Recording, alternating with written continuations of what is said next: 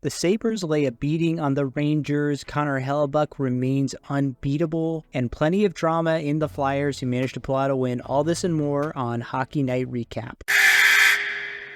First period, a very surprising outcome in the Battle of New York. The Buffalo Sabres laid a whooping on the New York Rangers, the final of 6-1. Every single Sabres forward had a point on the night. Goals coming from Zach Benson, Dylan Cousins, Jordan Greenway, Sam Lafferty, Tage Thompson, and Rasmus Dahlin. Surprisingly, though, Jack Quinn and Zach Benson were the only two players with multi-point nights. On the Rangers side, the only goal was scored by Will Cooley. The big story is unfortunately not for the Sabres, but it's for the Rangers. Igor Shesterkin looked absolutely awful and got chased, giving up 5 goals on 12 shots, one of his worst outings maybe in his entire career. And surprisingly, this was coming off of earlier, not reports, but hints that he and the Rangers could be close on a deal worth up to $11.5 million a year, a contract I still believe he would be worthy of, but after a performance like this, probably Rangers fans would be a little bit more reticent to give that to him. And honestly, it's hard not to point the finger at Igor for this loss. The Sabres got outshot 22-26, and in terms of expected goals, the Rangers should have outscored them about 4-1, but yeah, really wild result for the Sabres.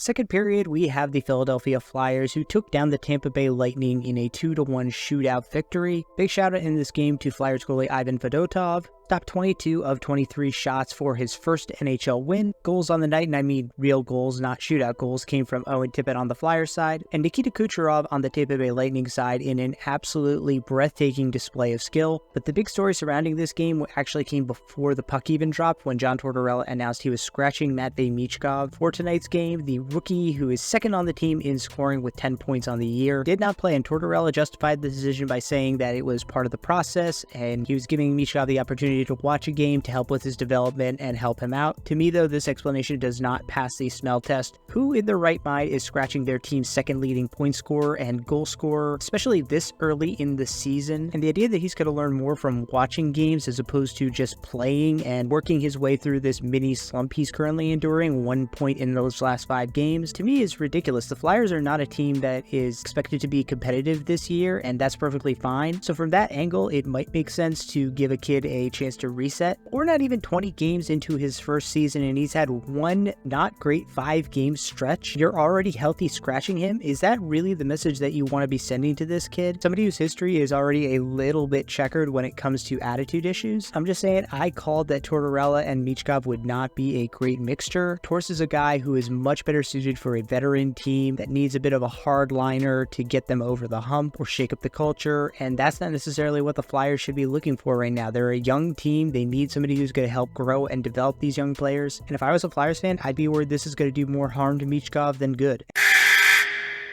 And then finally, in the third period, the Winnipeg Jets continue to roll with a 1-0 victory over the Colorado Avalanche. Connor Hellebuck, the man of the night, with a 35-save shutout. Gabe Vilardi had the only goal for the Winnipeg Jets in the game. On the other side, Alexander Georgiev played very well, stopping 27 of 28 shots, including some 10-bail saves, but unfortunately just didn't get the scoring support in front of him, so he and the Avalanche fall tonight. And I mean, at this point, we have to consider Connor Hellebuck is the leader in the clubhouse for the Vezina, and I know that's ridiculous to say, only, 15 games into the regular season, but the dude currently has a 2.1 GAA and a 923 save percentage with 2 shutouts, including back-to-back shutouts. Like, right now, he's the best goaltender in the NHL, and he's probably one of the 3 best goaltenders of the last 5 years, him along with Saros and Shesterkin. Maybe you could throw Vasilevsky in there, but a year ago, we weren't really sure if Hellebuck would be back in Winnipeg, and the Jets smartly ponied up and kept him, and he is rewarding that contract that they gave him, and then some. He is a big reason for their massively hot start.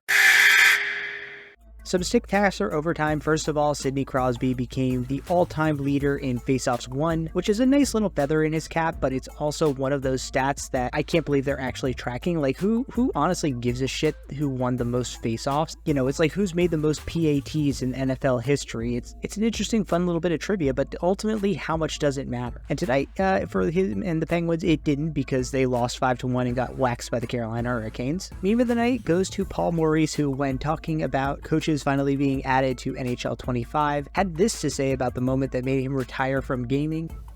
The last video game I played was Mario Kart 19 years ago. My kids, like somewhere between 6 and 9, and they destroyed me. and I think it was the finest day they ever had. They laughed and they enjoyed the savage beating I took.